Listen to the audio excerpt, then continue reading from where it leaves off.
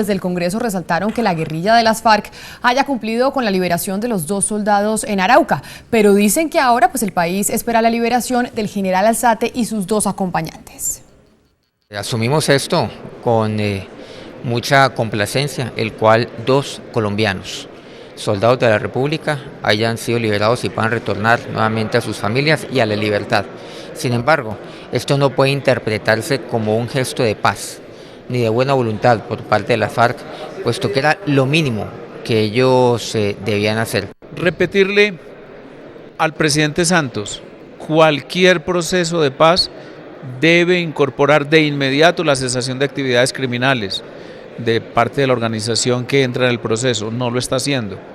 Nos parece que mientras siga así, va a estar sometido a este tipo de burlas como las que ha producido o ha protagonizado las FARC. Me parece correcto, me parece muy bien. Y ojalá que próximamente se den las otras liberaciones, las personas que están cautivas, el general Alzate y sus acompañantes. Y luego que se reinicien las conversaciones en La Habana, me parece muy apropiado. Deben liberar enseguida, inmediatamente y sin condiciones a todos los secuestrados o a los privados de la libertad sin justa causa, para que Colombia comience verdaderamente a transitar caminos de paz. Sin duda este hecho le haya causado daño al proceso de paz. Entonces esperemos que las 2 partes, tanto el gobierno como las FARC, pues puedan avanzar en la liberación y esperemos que eso facilite que se vuelvan a reiniciar las conversaciones. Lo importante es no dilatar más tanto la libertad como el ritmo que llevaba el proceso de paz en La Habana. Hasta septiembre de 2014 se registraron 234 secuestros de civiles y se calcula que en los últimos 14 años la cifra de personas sobre las que no se sabe nada luego de su plagio ronda entre los 400 y los 500. Ese es el drama de los secuestrados por los que nadie responde en el país. Liliana Bustos es el fiel reflejo de la realidad de los secuestrados civiles. Hace 14 años las FARC se llevaron a su tío. Su papá fue a zona rural de Villeta a pagar el rescate, pero la guerrilla se quedó con la plata y con su padre. Jamás volvió a saber de él. Vemos con preocupación que parece que no interesaran nuestros familiares que quedaron en la selva, porque el gobierno ni las FARC nos ha dado una respuesta. Lo cuenta sin drama, pero el dolor del secuestro es mucho más grande porque hay decenas de familias que callan por físico miedo.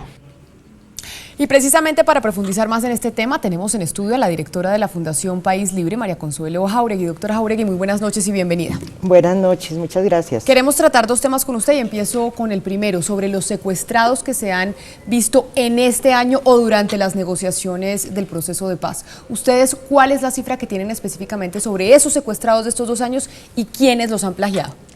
Bueno, te hablo sobre los secuestrados directamente de la FARC. En estos 2 años, en este momento, la cifra que nosotros manejamos y reportada por Ministerio de Defensa, que es de lo que nos suministra las cifras, es de 61 personas secuestradas directamente por las FARC. ¿Con fines extorsivos o con qué fines son esos secuestros? Hay unos registrados como secuestro simple y otros como secuestro extorsivo. Pero es importante precisar que muchas veces el secuestro simple es simplemente para presionar una extorsión. Hay zonas del país donde se llevan o retienen, como saben decir, a las personas para estar presionando la extorsión. La extorsión se ha disparado mucho y también todos los actores armados están presionando a través de secuestro simple.